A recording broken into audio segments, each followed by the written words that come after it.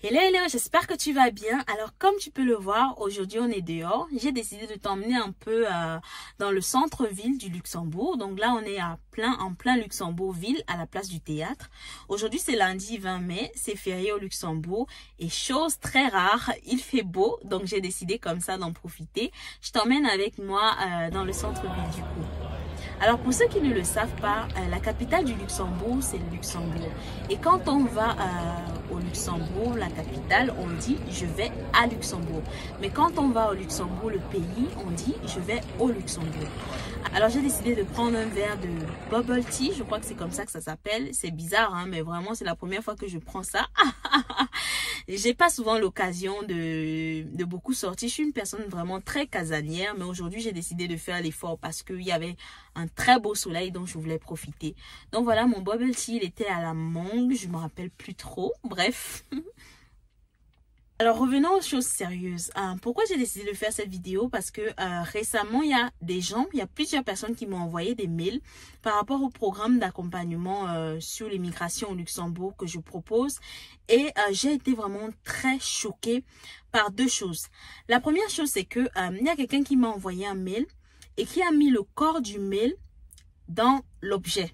C'est-à-dire que normalement pour faire un mail, il y a la petite case où on met l'adresse mail. Ensuite, il y a la petite case où on met l'objet du mail.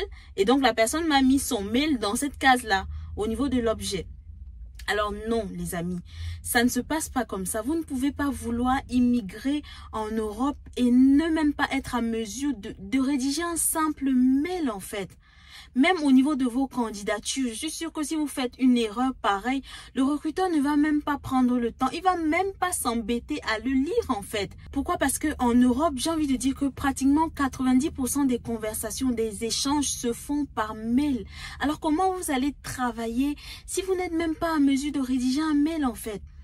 Et la deuxième chose qui m'a choquée, c'est que il y a plusieurs personnes qui m'envoient des mails. Je constate vraiment avec regret, avec beaucoup de regret que les gens m'envoient des mails. Il n'y a pas de formule de politesse. À peine bonjour, pas de s'il vous plaît, pas de merci. Non les amis, ça ne marche pas comme ça. Si vous voulez venir en Europe, si vous voulez venir travailler en Europe, ça c'est la base en fait. Les formules de politesse dans un mail, c'est la base. Bonjour madame, monsieur, merci, s'il vous plaît. Vraiment, ce sont des petites choses mais qui en disent beaucoup en fait. Et moi, je suis sûre que si vous faites ce genre de mail là lorsque vous envoyez vos CV, je suis très sûre que à 99%, vous n'allez même pas avoir de retour. Parce que moi, je suis recruteur, je me mets dans la peau d'un recruteur. Je n'ai pas envie de travailler avec quelqu'un qui ne s'est pas dit bonjour, qui ne s'est pas dit merci. On n'a même pas encore commencé à travailler ensemble que déjà tu me parles de manière impolie, entre guillemets. Pourquoi est-ce que je vais vouloir travailler avec une telle personne?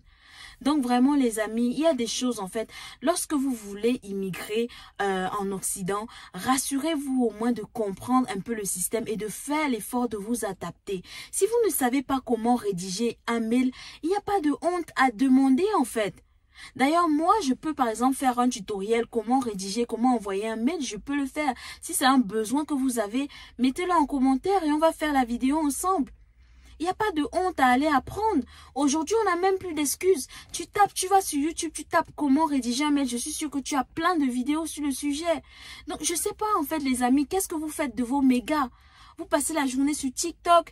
Bon, je suis pas en train de juger quelqu'un, mais à un moment donné, quand tu veux avoir quelque chose, il faut aller te battre pour avoir cette chose-là. Et je vous ai toujours dit ici que le Luxembourg, c'est un pays très compétitif.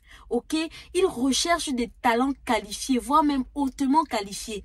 Alors, comment est-ce que tu veux qu'on t'embauche quelque part si tu n'es même pas à mesure de rédiger un mail? Il y a des choses vraiment, quand vous voulez venir en Occident, rédiger un mail, utiliser un ordinateur, utiliser Word, vraiment c'est la base en fait. Tu ne peux pas te permettre de dire que tu veux immigrer si tu ne sais pas faire ces choses. C'est pareil également avec les CV. Il y a plusieurs personnes qui m'ont contacté justement par rapport à l'accompagnement pour l'immigration au Luxembourg.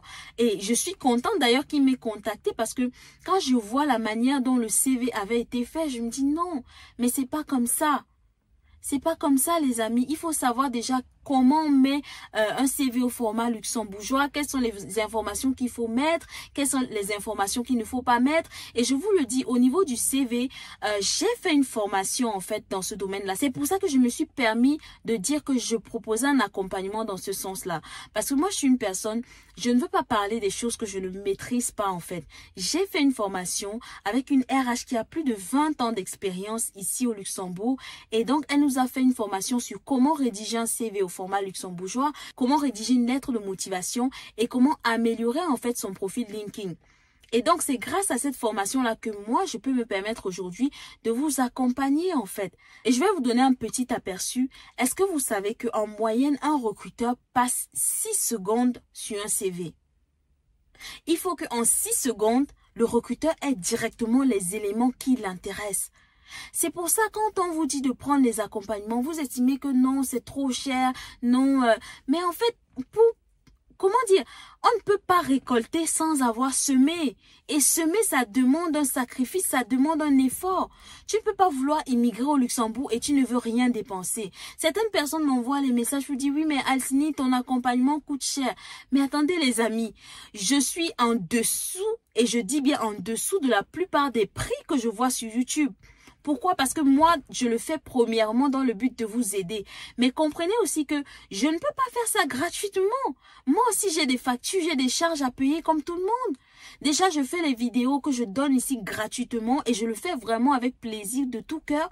Mais vous n'allez pas non plus me demander de vous accompagner gratuitement, les amis. Comme auraient dit mes frères camerounais, je mange comment? Donc vraiment, si vous voulez avoir des choses, il va falloir semer. On ne peut pas vouloir récolter sans avoir semé. Non, ça c'est de la sorcellerie. D'accord? Donc vraiment, pour ceux qui ont besoin d'accompagnement pour rédiger leur CV, je dis encore, vous pouvez me contacter par mail à aloir@hotmail.com. Donc voilà un peu ce que je voulais partager avec vous dans cette vidéo. Rassurez-vous, je vous en prie, de comprendre comment fonctionne le pays dans lequel vous souhaitez immigrer avant même d'entamer quelques démarches que ce soit. Donc voilà un peu. J'espère que vous profitez bien du jour férié. Je pense que c'est férié également dans beaucoup d'autres pays. Donc voilà les amis, portez-vous bien et moi je vous dis à très bientôt avec une nouvelle vidéo.